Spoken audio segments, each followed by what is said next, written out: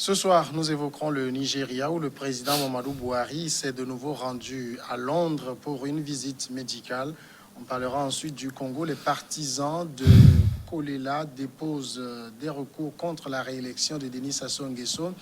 Du côté du Mali, plusieurs dizaines de personnes demandent le départ des forces françaises. Et puis au Togo, il y aura une interrogation après l'interdiction des activités de trading et de marketing de réseau. Comment rembourser les adhérents? Voilà pour le programme du jour et ce sera avec Firmin Teko-Agbo, chroniqueur politique. Bonsoir Firmin. Bonsoir Samuel Niaoui, merci de m'avoir invité.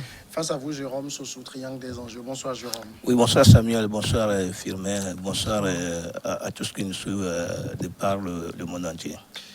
Merci beaucoup. On va commencer avec le Nigeria. Je le disais, le président Muhammadu Buhari, 78 ans, est parti à Londres pour une visite médicale de routine. C'est ce qu'a fait savoir lundi son porte-parole dans un court communiqué. Alors que la santé du chef de l'État nigérian est source d'inquiétude, le président rencontrera les responsables de la sécurité, puis partira à Londres, au Royaume-Uni, le mardi 30 mars pour une visite médicale de routine, écrit Femi Adesina dans un communiqué de la présidence. Il nous reviendra au pays durant la deuxième semaine d'avril, a-t-il indiqué. Firmin Teko, 2 semaines donc de visite médicale pour Muhammadu Buhari. On sait et on va plus le cacher, c'est un président malade. C'est un président malade. Et puis ils disent une visite médicale de routine. Et puis c'est pour ça il va faire 2 semaines, il va s'absenter. Il fallait juste un communiqué politiquement officiel. C'est comme le président ne va pas bien. Ouais, c'est quelqu'un qui est très malade. Peut-être au lieu de nous dire que le président ne va pas bien, donc ils ont juste voulu peut-être ne pas trop alarmer. Sinon, c'était juste une petite visite. En une semaine, tout cela pourrait être réglé. Donc, c'est difficile. Non, il a le droit d'être malade, mais c'est son droit le plus absolu d'être malade. Mais la question que je me pose, l'ancien président, celui à qui il a succédé, comment il s'appelle? L'autre avant. Oumarou Yar'Adua qui était mort au pouvoir, parce qu'il était souffrant aussi. Donc sur ce point-là, les Nigériens doivent commencer par réfléchir par rapport au choix qu'ils font en ce qui concerne leur président, un président qui a déjà 78 ans, qui est au pouvoir depuis des années. L'âge, on dirait que peut-être Joe Biden a 77, plus de 75 ans quand même. Il a 78 ans, il aura 79 ans cette année. Peut-être ils se portent très bien ici. Ces chefs d'État africains, surtout nigériens, ces derniers temps, doivent commencer, ou ces candidats doivent commencer par réfléchir en ce qui concerne leur santé, et surtout quand ils commencent par avoir des soucis, cela ne vaut pas du tout la peine qu'ils se positionnent pour les élections aussi présidentielles que les législatives. Oui, il est parti, mais reste à savoir si après les 2 semaines, il sera de retour, ou on ne lui dira pas après que la situation s'est aggravée. Donc c'est un communiqué politiquement officiel, mais c'est sur ce point-là aussi, ceux-là qui pourraient régler ce problème pour que d'aventure ces gens de choses ne se reproduisent plus, ou pour qu'à l'avenir, on n'ait pas ce communiqué pour dire le président ne va toujours pas bien, il va passer 1 mois. Donc, il reviendra juste aux opposants d'alerter, de réagir sur ces sujets-là pour que de telles situations ne se reproduisent. On est quand même ici dans le schéma classique qu'on connaît en Afrique où les chefs d'État sont malades, mais on tient cela secret. Oui, comme d'habitude, et cela se produit dans tous les pays africains. Mamadou Buhari est souvent malade. Avant et même à son arrivée au pouvoir, il est toujours malade. En 2015 et en 2019, et il a été toujours au Royaume-Uni pour ce contrôle médical de routine. Et je me rappelle encore la dernière en date de l'année 2019, c'était en mai, où sa femme, la première dame Aïcha, était à son chevet, et lorsqu'elle était revenue, puisque la santé de Buhari est controversée et devient un sujet à discussion régulièrement dans le pays.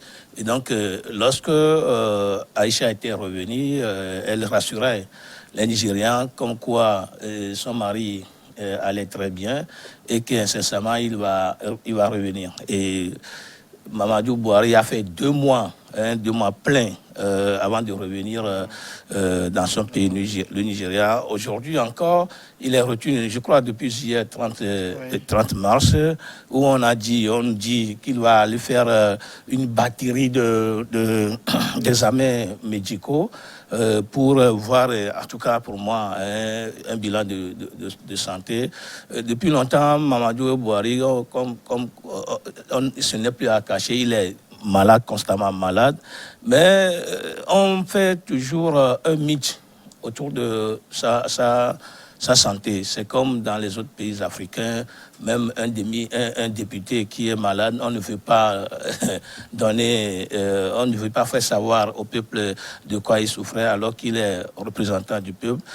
Bouhari est malade, depuis là on ne dit pas de quoi véritablement il souffre, on dit qu'il va revenir mi-avril pour juste un contrôle médical de routine.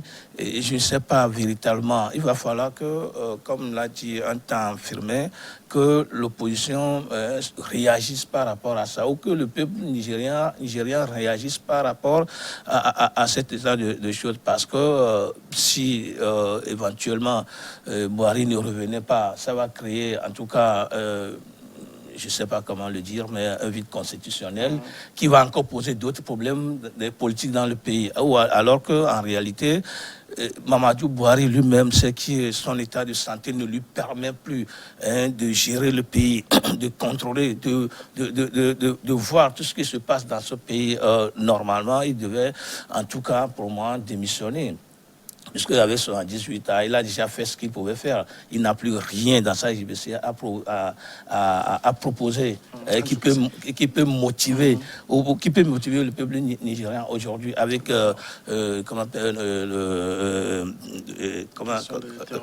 avec le terrorisme et tout ce qui l'entoure. Et donc, avec même les enlèvements réguliers des écolières, etc.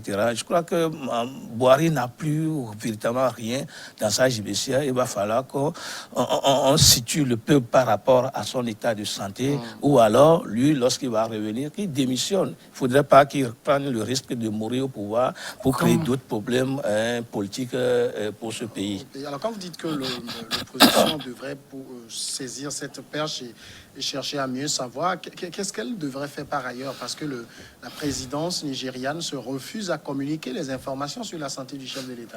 Non, attendez, nous, on n'a pas toutes les informations, mais on sait qu'en politique, c'est comme ça. Qu'en réalité, on ne donne pas les vraies informations, surtout en Afrique, en ce qui concerne la santé des chefs d'État. Le jour où on a les vraies informations, c'est quand peut-être le chef de l'État est décédé. Oumarou Yar'Adua, on ne sait pas exactement de quoi il souffrait, mais on a appris par la suite qu'il est décédé. Mais quand ça commence comme ça, et que déjà, il y a ces antécédents, l'opposition a vu ce qui s'est passé avec Oumarou Yar'Adua, et avec la santé de l'actuel président Bouhari qui se dégrade régulièrement en 2015, en 2019. L'opposition nigériane doit dire en réalité qu'il y a quelque chose qu'on nous cache. Et donc il y a quelque chose qu'on nous cache et régulièrement monter au créneau pour dire dites-nous la vérité de quoi souffre le président. Cela est en train de porter tout d'abord un discrédit sur le pouvoir nigérien. Cela peut être, comme Jérôme Sassou l'a dit tout à l'heure, si on continue comme ça et qu'on n'a pas les vraies informations, et lorsqu'il y aura pire que ce que nous sommes en train de vivre, ça va créer d'autres problèmes aux problèmes existants dont nous n'avons pas trouvé encore solution. Donc l'opposition doit régulièrement monter au créneau pour dire dites-nous la vérité. Et à l'avenir, l'opposition même peut proposer, c'est-à-dire une loi à l'Assemblée nationale pour limiter l'âge d'être candidat à la présidentielle. Oui, c'est une question d'âge. La santé, on peut avoir 50 ans et être malade. Non, mais écoutez, quand vous avez peut-être 78 ans, vous ne pouvez plus être trop compétitif. Hein? Quand on vous nomme à 78 ans, vous êtes à la tête d'un pays, vous ne pouvez plus être compétitif. Regardez par exemple le président américain qui a 78 ans, qui dit, bon, il va juste faire un seul mandat. Parce que qu'il n'est plus... Il répondait encore aux journalistes l'autre fois, il disait qu'il envisage faire un deuxième mandat. Hein. C'est avant la campagne, il disait qu'il ne fera qu'un seul mandat. mandat, mais la dernière fois, quand il faisait sa première conférence de presse, il a dit clairement qu'il envisage faire un deuxième mandat. Et maintenant, lorsqu'il montait les manches de Air Force One, on a vu ce qui s'est passé. La nature lui a répondu, comme monsieur, vous oui, ça peut arriver, mais on est en train de lui répondre. La nature est en train de lui répondre comme ça, mais il doit comprendre qu'en réalité, l'âge compte beaucoup. L'âge compte beaucoup, et puis surtout quand vous avez des charges lourdes, comme le président, soit vous dormez moins, vous recevez, vous avez plein de dossiers sur votre table, vous recevez des coups de fil, vous dormez tard, vous levez très tôt le matin, c'est comme Ouattara dit qu'il dort tard, et jusqu'à 3h, 4h comme ça, il est déjà debout ici, les dossiers, avant d'arriver au boulot à 7h ou à 8h. Donc, c'est une proposition qu'on peut faire, juste pour sécuriser, pour sauver quelque chose, pour dire peut-être à 65 ans ou à 70 ans, si vous êtes 70 ans, vous ne pouvez plus être candidat. Parce que quand vous êtes tellement âgé, vous avez plus de 75 ans, vous dites, vous pouvez juste faire un mandat. Ce qui vous intéresse, ce n'est plus arriver à prouver quelque chose au peuple, mais c'est juste l'honneur. Par exemple, Joe Biden veut encore prouver quoi? Il a été vice-président. C'est l'honneur, c'est pour que l'histoire retienne que lui, il a été chef d'État ou il a été le président américain, que l'histoire le retienne. Maintenant, je voudrais ajouter quelque chose. En réalité, on ne sait pas pourquoi, en réalité, les chefs d'État aiment cacher les informations en ce qui concerne leur santé. Surtout en Afrique, les informations filtrent rarement. Même j'ai remarqué aussi qu'en France aussi, on communique peu sur la santé du chef de l'État. Par exemple, Chirac, en arrivant au pouvoir, il avait promis une transparence en ce qui concerne le bilan de santé. Mais je pense qu'il a fait juste une seule fois après. Maintenant, on a bouclé ce dossier. Il n'a plus jamais parlé de sa santé jusqu'à un moment donné. Mais quand vous voyez un peu Mitterrand aussi a mis un silence total sur sa santé. Il a fallu qu'Edouard Balladur soit son premier ministre et le suprême peut-être un jour en train de prendre des produits. Et c'est là où il a commencé par lui dire des choses. Mais ce que lui, il disait à Edouard Balladur par rapport à sa santé, Edouard Balladur ne l'a jamais rendu officiel. Quand on voit Sarkozy aussi a promis une certaine transparence. Mais quand il est arrivé au pouvoir, ce qui nous a fait vivre, c'est que le jour où il a piqué une crise et qu'on l'a amené peut-être dans un hôpital. Macron, on ne sait pas s'il tombe malade ou... c'est Covid. Avec Covid, qu'on a vu que lui aussi, il est vulnérable, il peut tomber malade. Mais en réalité, ce qui est important, du moment où vous allez à une élection devant un peuple, vous dites, vous êtes le représentant du peuple, vous n'avez plus de vie privée en quelque sorte. C'est-à-dire, votre santé... C'est un éternel débat, la frontière entre la vie privée et la vie publique. Oui, mais attendez, il y a la frontière, mais par rapport à un certain nombre de choses, on doit savoir que notre président va bien. Ça, c'est un droit, l'information de savoir que notre président va bien. On n'a rien à nous cacher. Parce que ça va déterminer aussi notre choix. Si on sait que peut-être notre président, peut-être il fait un règlement de crise cardiaque, on ne va jamais porter de choix sur lui. Et puis les chefs d'État qui ont des maladies qu'ils cachent, mais attendez, la nature leur répond quand ils sont chefs d'État. Oui, mais en même temps, on n'oublie pas de dire aussi qu'il y a 3 médecins assermentés, comme dans plusieurs pays, pour dire que s'il est malade ou pas. On a vu ces médecins dire que Bouteflika était très bien portant pour être candidat, alors on ne se plaint pas. Déjà en 2017, quand Boiry faisait ses allers-retours sur Londres, je me rappelle à un de ses retours, il avait dit, puisqu'il cachait toujours ce dont il souffrait, jusque-là personne ne le sait, mais il a dit « Je n'ai jamais été aussi malade de toute ma vie. J'ai subi plusieurs transfusions sanguines. » On comprend quand même que ça doit être quelque chose de sérieux dont souffre le président Boiry. Bien entendu, parce que si on n'est pas malade, on ne peut pas faire les allers-retours sur Londres, le Nigeria, Londres, comme si on quitte New York pour aller sur le goudron ou au niveau de, comment appelle-t-on, de Total Tortue. Et donc, je le disais tantôt, en 2015, Boiry n'était même pas pratiquement resté au pays. En 2017 et en 2019, il était pratiquement absent de son pays et il ne savait plus comment le pays se gérait. Et puisque le pays est laissé entre les mains de, je crois, son vice-président et quelque chose comme ça. Et donc, celui qui est malade ne peut pas quand même avoir encore la force pour gérer ce qu'on lui a confié. Et donc, Boiry, bien naturellement, a beaucoup souffert et continue de souffrir. Sinon, on ne peut pas nous dire qu'avec ce contrôle médical de routine, on ne peut pas nous dire qu'il va subir une batterie d'examens médicaux. Donc, cela suppose que Boiry est suffisamment malade pour prendre, en tout cas, un repos hein, pour en fait, laisser le pouvoir aux autres. C'est comme quelqu'un dans ce pays qui disait qu'il n'a jamais été malade. Et malheureusement, un jour, on disait qu'il était mort.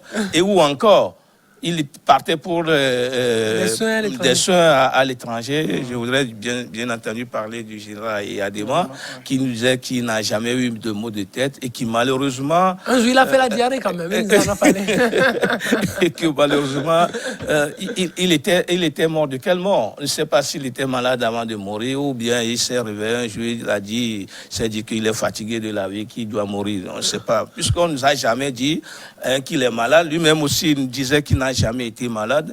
Et puis brutalement, on nous a dit que le baobab est tombé et c'était la catastrophe nationale. Ajoutez ça. Catastrophe nationale. Et donc, moi, je ne vois pas pourquoi est-ce que on cache l'état de santé de le chef d'État.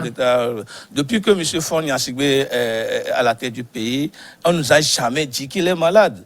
Même si des gens constatent que M. Faure Gnassingbé est malade, de retour de l'étranger, il fait quelques pas de l'aéroport, je ne sais pas, quelques kilomètres pour montrer aux gens qu'il se trompe, qu'il est bien portant, qu'il se trompe de son état de santé. Donc, moi, je me dis que je ne vois pas en réalité... Est-ce que l'idéal aussi, ce n'est pas que les chefs d'État puissent conserver ce secret-là? Parce que non, pourquoi? La manière dont les peuples ont envie de voir le chef être bien portant, être bien en forme, si vous leur dites chaque fois je suis malade, c'est que vous ne pouvez pas... Mais de toute façon... Mais si vous êtes malade, tu veux être trop malade, quand on est malade, on est malade. Oui, et de toute façon, ce n'est pas un crime d'être malade. Oui. Puisque l'homme est fait... pour tout à fait. Des fois, on va se sentir très bien. Des fois, la chair va se fatiguer. Et puis, bon, on va tomber naturellement malade. Vous voyez, donc avec toutes les activités au sommet de l'État, tout ce que M. Faure Gnassingbé fait à longueur de journée, du matin jusqu'au soir, de lundi à dimanche, du 1er janvier au 31 décembre, il n'est pas sur place, il voyage, il va au boulot, fait tout ceci. Forcément, il doit être malade. Si on dit que le chef d'État ne peut pas être malade, c'est absurde. Moi, je ne crois pas que c'est une bonne chose de dire. Et donc, quand à un moment donné, on dit...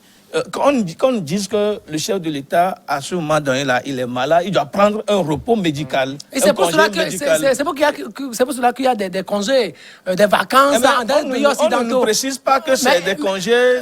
Oui, bon, c'est ici qu'on fait tout ça, parce qu'ailleurs, quand le président est en vacances, on le dit. On dit, s'il est en vacances, s'il est en congé, médical, on nous le dit. Il existe où les présidents passent leurs vacances. Oui, en France. On nous donne l'impression comme s'ils travaillent 24 heures sur 24 et il n'a jamais de repos. Et même, tenez-vous bien, il y a même des présidents, des chefs d'État qui vont en vacances et on nous montre même tout ce qu'ils font pendant oui, quand ils au bord de la mer. Ils s'amusent bien avec leurs enfants. Des journaux. Et ça, c'est agréable à voir. C'est agréable. C'est beau. C'est beau. Pourquoi est-ce qu'on nous cache tout ça là? Pourquoi pas? Parce qu'on n'est pas habitué. C'est le cas de M. Ali Bongo. On nous a toujours... Juste une minute. On va aller à la première pause et on revient continuer de parler du sujet.